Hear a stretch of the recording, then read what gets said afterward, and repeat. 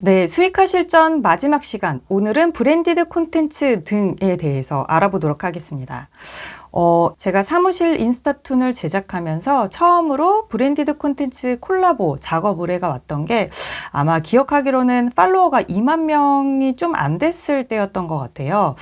그때 이제 어떤 굉장히 유명한 광고 모델을 쓰는 그런 이제 커피 회사의 대행사로부터 이제 연락이 와서 거기서 이런 작업을 같이 해 보시겠어요? 의뢰가 왔고 이제 이제 비용적인 부분, 커스 부분 서로 이제 협의를 하고 나서 이제 브랜디드 콘텐츠를 제작을 하게 되었는데, 제가 그때 느꼈던 것은, 일단은 가장 중요한 것은, 기본적으로 인스타툰의 톤 앤 매너를 해치지 않는 이 톤 앤 매너를 오히려 살리는 그런 형식의 콜라보를 해야겠다라고 생각을 했어요. 제가 용이 사이다 캐릭터, 그리고 뭐 이제 그런 빌런 캐릭터들을 만들어 놨는데, 각 캐릭터들 간의 그 관계성이 있잖아요. 그거를 고려해서 그거를 광고에 자연스럽게 녹아들 수 있도록 이렇게 광고 콘텐츠를 제작을 해야 저희 인스타툰 독자들이 굉장히 재미있게 광고를 접할 수 있다.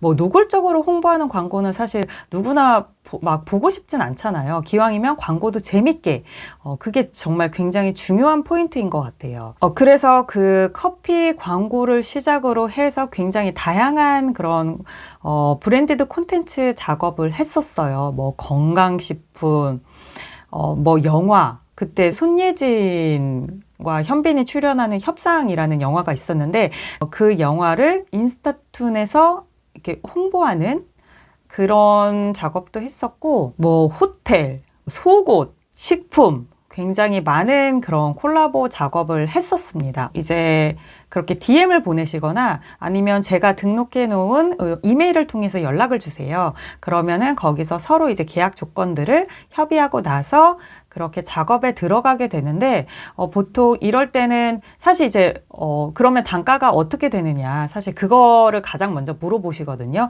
주로 컷당 비용을 물어보십니다. 그리고 그게 사실 합리적이기도 하고요.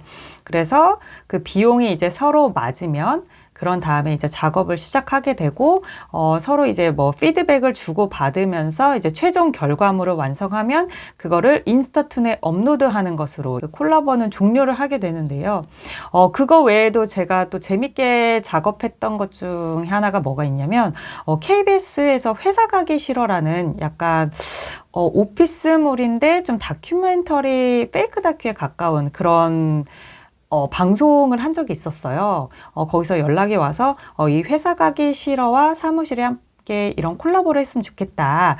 방송에 나갈 일러스트 작업을 같이 해보고 싶다라고 말씀을 하셔서 그때 같이 저랑 그림 작가님이랑 열심히 이제 그리고 나서 그 방송국 쪽에 그거를 전달을 했었거든요.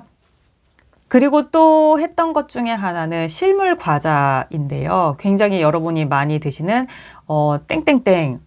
네, 이 실물 과자의 포장지 겉면에 사무실 그 문구가 들어간 일러스트를 넣는 그런 브랜디드 콘텐츠 작업을 했었거든요. 그래서 뭐 브랜디드 콘텐츠 작업이라 함은 그냥 인스타툰 피드에 그 광고를 그냥 올리는구나 라고 생각하기 쉬우실 텐데, 많은 형태의 콜라보가 있으니까 좀 더 콜라보의 영역을 넓게 생각하시면 좋을 것 같고요. 그리고 제가 굉장히 좀 기획하는 걸 또 좋아하다 보니까 생각을 해보면 이렇게 마냥 기다리기보다는 오히려 역제안을 할 수도 있거든요. 어느 기업은 어떤 톤 앤 매너를 갖고 있고 어떤 타깃이고 어떤 상품인데 이거랑 내가 가진 이 인스타툰과 굉장히 결이 잘 맞을 것 같은데 라는 생각이 들면 그쪽에 먼저 콜드메일을 한번 보내보세요. 안녕하세요. 저는 인스타툰을 만드는 작가인데요. 이제 그쪽 회사에서 만드시는 이 상품 관련해서 제가 이렇게 같이 콜라보할 수 있는 여지가 있는 것 같습니다. 혹시 관심 있으신가요? 기업 담당자에게 이런 콜드메일을 먼저 보내서 오히려 나의 인스타툰을 소개하고 콜라보, 역제안을 할 수도 있다. 이런 방법이 있다라는 걸 말씀을 드리고 싶습니다.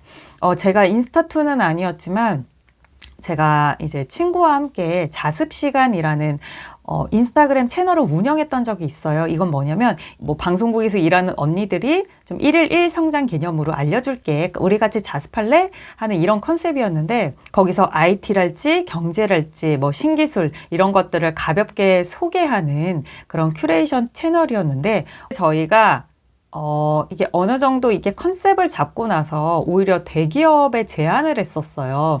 우리가 이런 사람들이고 우리가 현재 이런 콘텐츠를 제작하고 있는데 너네가 가진 이런 메타버스 플랫폼에서 이런 콘텐츠는 없는 것 같더라. 혹시 우리랑 같이 이거를 콜라보 작업해보지 않을래? 하면서 강연 연사를 초청해서 하는 그런 메타버스 강연 같은 거를 저희가 제안을 했었거든요. 근데 그쪽에서 굉장히 달갑게 받으셔서 되게 성황리에 잘 마무리를 할 수가 있었어요. 그런 것처럼 우리가 먼저 이렇게 역제안을 할 수도 있다라는 걸 염두에 두시고 우리가 이제 항상 기다리면 사실 지치잖아요. 이렇게 기다리기보다는 먼저 이렇게 찾아가서 브랜디드 콜라보 거리를 좀 발굴하는 그런 적극성도 가지면 좋겠다라고 저는 지금 그런 생각이 듭니다. 그리고 브랜디드 콘텐츠 작업에서 굉장히 중요한 건 뭐냐면요. 아까도 말씀드렸지만 광고도 재밌어야 본다고 말씀드렸잖아요. 그래서 제가 했던 광고 중에 하나는 어떤 유제품이었는데 우리가 이제 이렇게 딱 꺾어서 먹는 약간 유제품 아시죠? 떠먹는 유제품. 그런 제품이 있었는데 제가 어떻게 했냐면, 홍 과장이 용이에게 일종의 그런 쌉소리를 합니다.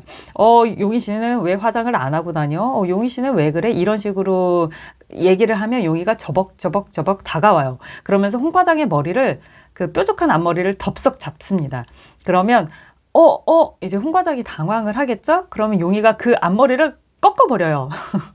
그래서 꺾으면서 이 맛에 꺾는다 하면서 그 이제 유제품을 이렇게 이제 맨 마지막 컷에 광고를 등장시키는 그런 콜라보 작업을 했었는데 그때 댓글이 막 수백 개가 달리면서 사람들이 끽끽끽끽끽 이렇게 굉장히 반응이 좋았었거든요. 왜냐면 사실 그 캐릭터의 특성을 100번 활용해서 이렇게 재밌는 광고를 만들게 되면 팔로워들도 거부감을 느끼지 않고 굉장히 재밌게 그 광고를 소비할 수 있고 저도 좀 편안한 마음으로 인스타툰 광고를 이렇게 할 수 있는 그런 꿀팁이 있다는 거를 말씀을 드리고 싶습니다. 그리고 노골적인 광고는 오히려 사람들이 보지를 않아요. 제가 했던 브랜디드 콘텐츠 작업 중에서 어떤 이제 광고 같은 경우에는 사실 굉장히 피드백이 잦았어요. 뭐 이거 이렇게 해주세요. 저거 저렇게 해주세요. 사실 이 수정 회차도 이제 그 한정해 놓는 게 좋거든요.